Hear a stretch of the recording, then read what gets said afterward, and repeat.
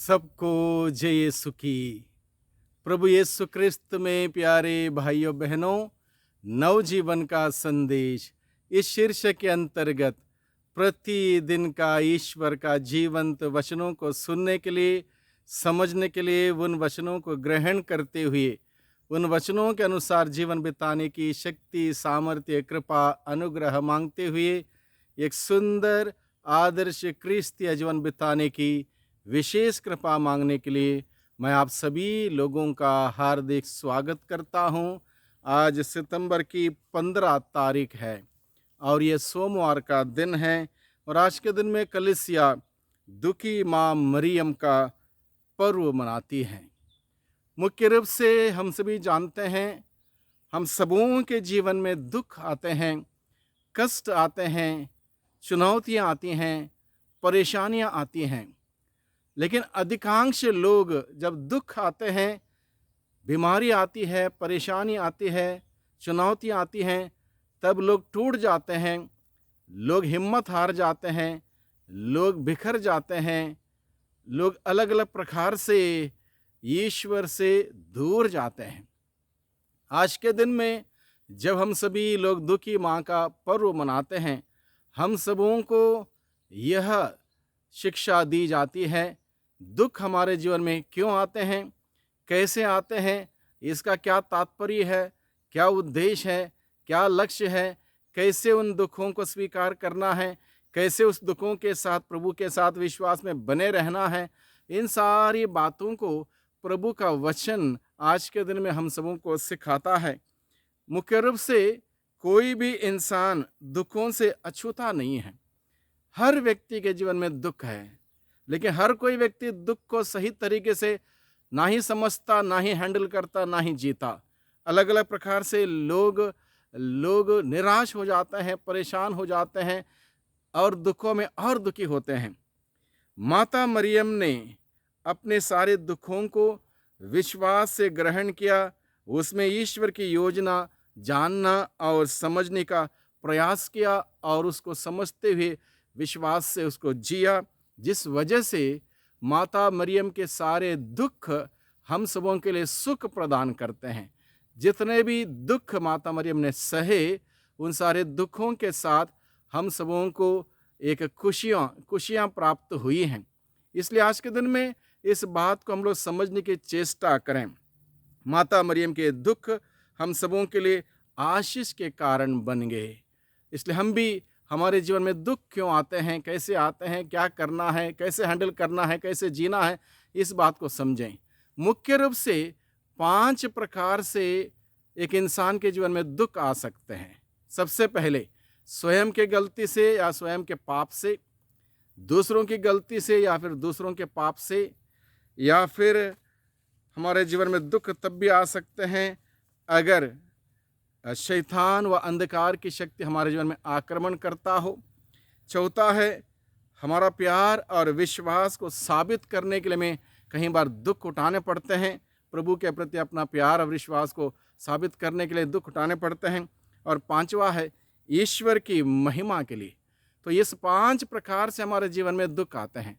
माता मरियम के जीवन में दुख खुद की गलती से नहीं, दूसरों की गलती से नहीं, शैतान के आक्रमण से नहीं, विश्वास की परख करने के नहीं, ईश्वर की महिमा के लिए। और ये बात माता मरियम जानती थी। जब माता मरियम ने ईश्वर से गैब्रियल दूत के माध्यम से कहा था, मैं आपकी दासी हूँ, आपका कथन मुझ में पूरा हो, उनको मालूम था इस बुलावे के साथ क्या क्या उनको झेलना है, क्या क्या सहना है, क्या क्या तपस्या करनी है, उनको मालूम था। इसलिए माता मरियम ईश्वर की महिमा के लिए सब कुछ सहती है। मुख्य रूप से बहुत सारे दुखों में से 7 महत्वपूर्ण दुखों का उल्लेख किया है बाइबल में, और वो है, सबसे पहला दुख है सिमियोन के द्वारा जो भविष्यवाणी की कि एक तलवार आपके हृदय को आर पार बेधेगी।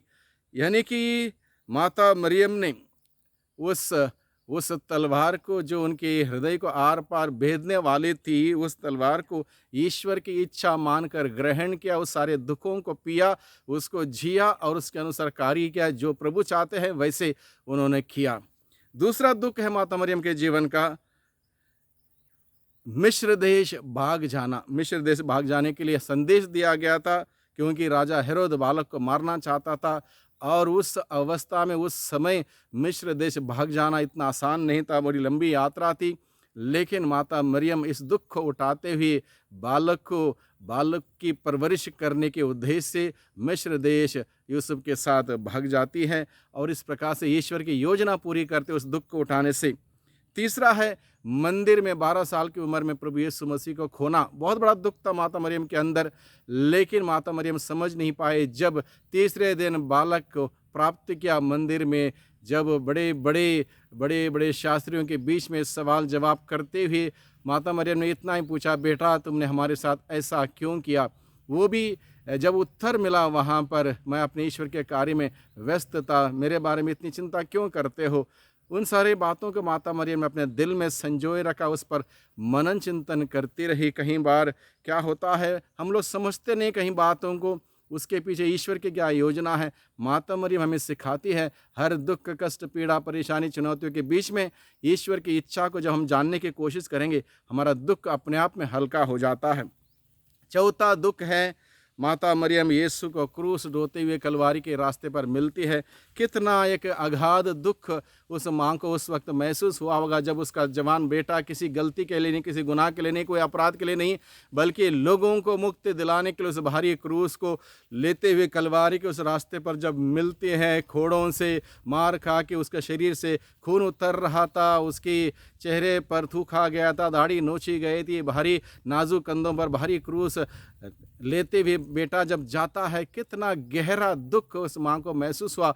माँ कुछ नहीं कर सकती थी, बल्कि बेटे के उस दुख में उसके साथ खड़ी रही, और इस प्रकार से बेटे को ईश्वर की इच्छा के अनुरूप आगे बढ़ने के लिए उन्होंने साहस दिया, हिम्मत दी, और इस प्रकार से माँ ने ईश्वर की इच्छा पूरी करने के लिए अपने बेटे का साथ दिया, और उसके वजह से माँ के उस दुख उठाने से आज के दिन में हम सभी खुश हैं, क्योंकि प्रभु ने हम सबों की मुक्ति की है।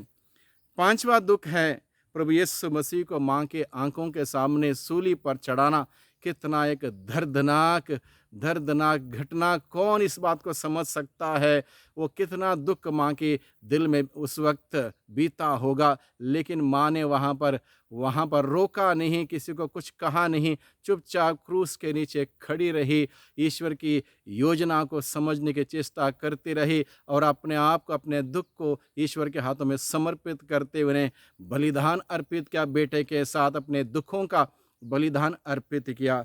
छठा दुख है, प्रभु यीशु का जवान बेटे का शरीर, पार्थिव शरीर जब माता की गोद में उतार के रखा, क्या क्या क्या बीता होगा उस माँ के दिल में। वो माँ चिल्लाती नहीं, रोती नहीं, कलपती नहीं है, किसी को बुला बरा नहीं कहती, बल्कि शांत होके ईश्वर की योजना समझती है, और ईश्वर को अपने जीवन में, अपने बेटे के जीवन में कार्य करने का पूरा सहयोग देती है, पूरा मौका देती है, जिस वजह से माँ के दुख झेलने से हम सबों को खुशियाँ मिली हैं। और सातवां दुख है, प्रभु यीशु को दफन करना, यानी कि उस कब्र में रखना। उस माँ के दिल में कितना अगाध दुख रहा। ये सारे सातों दुख जो मुख्य रूप से हम लोग जब मनन चिंतन करते हैं, आज भी हम लोग उस माँ को दुखी करते हैं। जैसे सिमियोन ने कहा कि एक तलवार आपके हृदय को आर पार भेदेगी।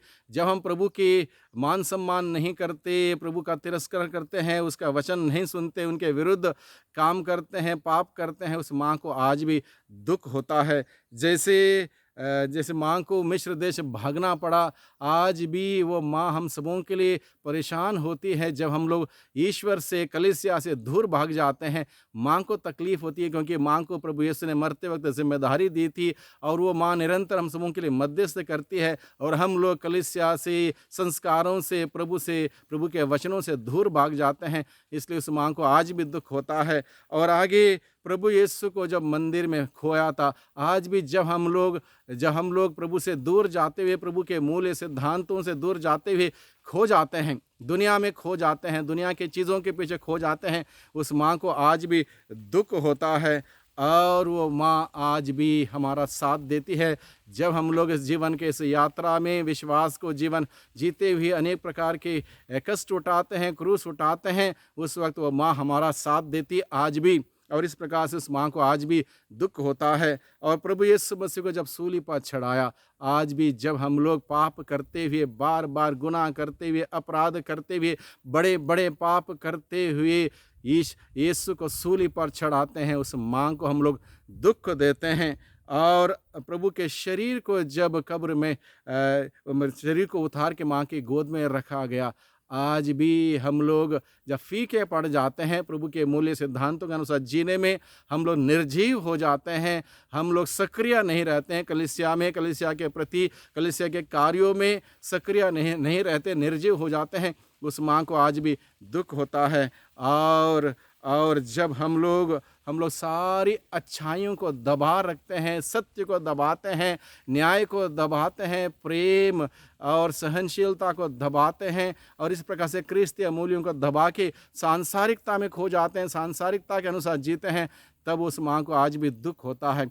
दुखी माँ का पर्व मनाने के संदर्भ में हम ईश्वर को धन्यवाद दें। ईश्वर को धन्यवाद इसलिए दें, माँ ने जितने भी दुख उठाए, उन सभी दुखों के साथ हम सबों को आनंद और खुशियाँ मिली है, शांति मिली है। इसी प्रकार से हम भी ईश्वर से प्रार्थना करें, हमारे जीवन में आने वाले दुखों को हम लोग सहर्ष स्वीकार करें, विश्वास के साथ उसको जिएं, ईश्वर की योजना जानने के लिए जिएं, ताकि हमारे जीवन की प्यूरिफिकेशन हो जाए, शुद्धिकरण हो जाए, और हम लोग आध्यात्मिक जीवन में आगे बढ़ें।